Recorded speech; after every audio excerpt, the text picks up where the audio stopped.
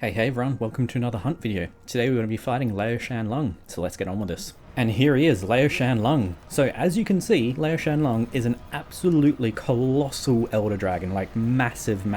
Now this is normal Lao-Shan Lung, there is another version called Ashen Lao-Shan Lung, but this is just going to be normal Lao-Shan Lung today. With Lao-Shan Lung, one of the biggest things you want to know is it's an incredibly boring fight. It is this, pretty much the whole entire way through. So for optimal hit zones, you'll want to hit his stomach, or for even more optimal, you want to hit his mouth, but I'm not really sure what is considered his mouth and what isn't. And as you can see, you can break his horn quite easily. This one is only a village quest one, so I don't imagine it will have that much health. But I typically just go for the head because I'm not usually trying to kill Lao-Shan Lung. I don't really care about killing it. If you don't, like me, if you don't care about killing it, you can just go for the head. If you do enough consistent damage, you will repel him, because it is an Elder Dragon, and your goal is only to at least repel him, but you can also kill him. Now, Lao-Shan Lung was first introduced in Monster Hunter Freedom 2, and he's then been in Freedom Unite, this game of course, and then in Generations Ultimate. So he hasn't actually been in that many games, and he hasn't been in really any recent games. The most recent was G Ultimate, I meant to say. So he hasn't been in a game for a while. Now, one thing about the stomach is it is relatively high risk, because you can, if you go too far back, you'll get hit by the tail.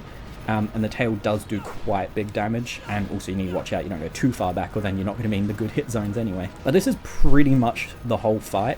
You just go through the zones and you're just hitting him as much as you can to try and get as much damage as possible. But zones that have this over here, if you can see that bridge through the mist, you can go up onto that, and when he goes down past it, you can jump on top of him. Yeah, the rocks get thrown down on him. And I'm also not hitting him very well right now. Like, I don't really care about hitting him too much, because since this is such a weak one, it will be easy to repel anyway, so I'm just kind of showing it more so. So when you're up here, you can just wait along here. I wouldn't wait in the middle, because he does stand up and do a bite attack. But if you've grabbed your anti-dragon bomb, or bombs, I thought there was two, but I only have one. Once he goes underneath, you can jump onto his back and then put the bomb. You can also carve his back, but you can put the bomb on his back, and then that will blow up and do good damage. But as you can see, he is just a giant siege monster. It's kind of like Zora Magdaros in the sense that it's not all that interesting. It's really just following this monster through an area and attacking it until you get to the end area. And in the end area, you have to defend the fort, because there is fort integrity, as you can see, 100%. If you get to 0%, you will fail. So this is what he does when he gets to this spot. He'll stand up. And I believe he does a bite. I'm not sure if he always does the bite. Okay, yeah, so he does the bite. That's why I was saying to stand over here, because if you're in the middle, you might get hit by that and knocked off. So after he's done the bite, it's safe to go into the middle and just wait for him to go past. And once he's just below, you want to go into that middle section. Once he's just below, you can jump into that, just like this. And then you can put your anti-dragon bomb down and carve while you wait for it to blow up. And you get Elder Dragon bones, and I'm not sure what else, but probably a bunch of other items as well.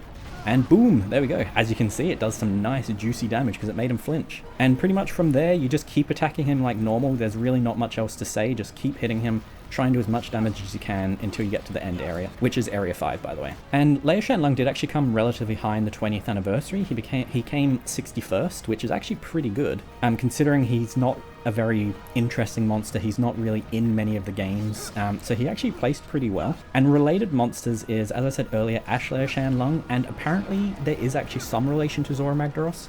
I'm not sure exactly what the relation is, and I'm not sure if that's correct, but I'm reading off the wiki and there is allegedly some confirmed information. Now, one big thing with Lao-Shan Lung, once he gets to this end of the area, you're going to want to just go back to the camp to then get to the next area. You can keep attacking him a bit, but you got to watch out for the tail. Let's see if I get hit here, because once you're running past, it does flick around and you want to be careful. Oh, just like that. Okay, I didn't get hit lucky, but you can get hit really easily. So then you just come back here, and then we were in area 2, now we go to area 3, and we pretty much just wait for him. And just like most Elder Dragons, Lao-Shan Lung is weak against dragon, so you can bring a dragon weapon or just raw. I've just brought a raw weapon. It doesn't really matter too much, but it depends on what you're wanting to do. Like, if you want to kill him, probably bring dragon, because you'll be able to do some more damage, I would imagine. Also, if you do repel Lao-Shan Lung, he does have a crazy amount of carves, so if you are needing some items from him, you probably do want to slay him, because you will get a lot of carves and much bigger chance of getting whatever you're trying to get. Also, I just want to quickly show this. When you are up to going to area 5, when you go through 6, just keep in mind there are 3 Iapre in here. Okay, and once he gets to this area, as you can hear, the Proof of Hero song starts playing, which is awesome. So this area is the final area. I'll show you over here. So you have a giant, oh, you can barely see it in the fog, but there's a giant fortress wall over here. Basically, you don't want him to hit it because it does damage to the wall. So you do have Dragonators there. As you can see, there's 4. With 1 hit, it does 4. You've got cannons and you've got ballista, so just try and hit him and flinch him. If he's going to do a big attack on the wall, you're going to have to try and flinch him or hit him with the Dragonator or something, because if you don't, he will just damage the wall. It's pretty much just like a time event at this point, because I've got 9 minutes left and 100% integrity, so I just got to make sure he doesn't do 100% of damage to the wall. He should be repelled pretty easily. This version of him is quite easy, but you can struggle though, because like, especially when it gets to this area, if you haven't done enough damage, or if you can't flinch him in this area, he can destroy the fortress pretty easily, so you really got to be careful. And also the ladder over here is incredibly long to get up to the Dragonator, so you might want to give yourself a bit of time, because he does crawl over. He has multiple types of attacks when he gets to the wall. He does like a shoulder check on all 4, but he also does a move where he gets up on his back legs and I believe it's biting the fortress. He might have a few other moves as well, I can't fully remember, I haven't fought one in a minute. But you do usually have, you have a couple seconds before he hits. You'll know when he's going to do an attack at least. So if you're up here with the Dragonator, you should be able to stop him in time. But obviously the Dragonator is like any other Dragonator. You can only use it once and then you have to wait. So you've got to be careful with not using it when you don't need to use it. Okay, so he will stand up now, because he stands up after he does a roar, I believe. Yep, so he's doing the roar, and then he should stand up. Okay, no, he didn't stand up. I obviously forgot what his moves are. I haven't fought one in a little bit. But either way, he does a shoulder check here, or he stands up, one of the two. That's what he usually does. Okay, so he did a shoulder check. I didn't actually realize he was doing an attack, so we've got 10% damage done to the fort. It's a bit harder to tell when he's going to do a move when he's not standing up, because when he's standing up, it's quite easy to tell. Okay, I'm just going to use the Dragonator here, because I can't tell when he's doing moves. So obviously, as you see, when you do that, you do some nice big damage and he recoils all the way back. Now at this point, since I can't use the Dragonator again, if I could have my camera back, please, you just pretty much want to keep doing damage to him. Okay, now he's standing up, of course. You just want to keep doing damage to him and trying to stop him from hitting the fort. At this point with melee, you can try and hit his feet, but he does, you get that, and if you go too close, you'll get hit. So when he's doing this, it's kind of hard to do much damage, but we should be fine. We've got 5 minutes and 80% integrity left. See, there you go. The hitbox on his feet are very big with this shuffling. And here we go. He's going to do a big shoulder check. How much percent does that do? Oh, that did 0% for some reason. Okay, he's doing another one. Okay, it's not doing any damage. I'm not sure if it's just because it's not updating yet. Okay, so for whatever reason that didn't do damage. Maybe that's something to keep in mind. I'm not sure if that's always the case or not though.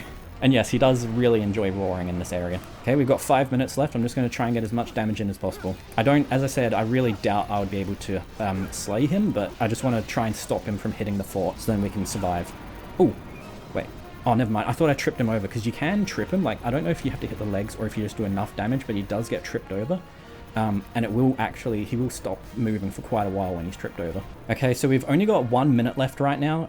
I still have, I believe, 60% integrity, so we're going to be completely fine. But yeah, Lao-Shan Lung is definitely one of those more boring monsters. It is only a 35-minute quest, so it is shorter than a 50-minute quest, but it's still not very exciting for the most part, so prepare for that if you're going to be doing this. You're probably not going to find it very exciting, because pretty much the gist of the quest is you follow him, you hit his head or his stomach or wherever you want to hit him. You keep doing that, you put the bomb on his back, and then you come here, you use the Dragonator and try and stop him from hitting the wall, pretty much. That's really about it. If they ever add him to a future game, I really hope they add a bit more to him, because he is a really cool monster. His fight is just incredibly basic and boring. So if they ever bring him back, they're going to have to do a massive rework, in my opinion. Okay, we've got 10 seconds left until the quest completes, so we should have repelled him. I believe I've done enough damage to repel him. Yep, there we go. So we managed to repel him. So this is what it's like when you repel him. It just says victory, objective cleared, and then he walks away. So that does count as it being completed. You don't have to hunt him, like fully slay him, for it to be completed. Obviously, if you want more items slaying him, you will get the carbs. Okay, and there we go, guys. So I'm going to end this episode here. So I hope you guys enjoyed, and if you did, don't forget to like and subscribe. And if you'd like to join the channel as a member, you can. I'll show up on screen now the members you have. Thank you all very much. And next episode, I'm thinking of doing Shen Garen. I'm pretty sure that's my plan, at least. These, like the Lao-Shan Lung and Shen Garen, the episodes probably won't be super interesting. Maybe not even super long. I'm not too sure. Just because they're both relatively basic siege monsters. Shen Garen has a bit more to it than Lao-Shan Lung. But yeah, I'll see all of you guys then. See ya. Bye.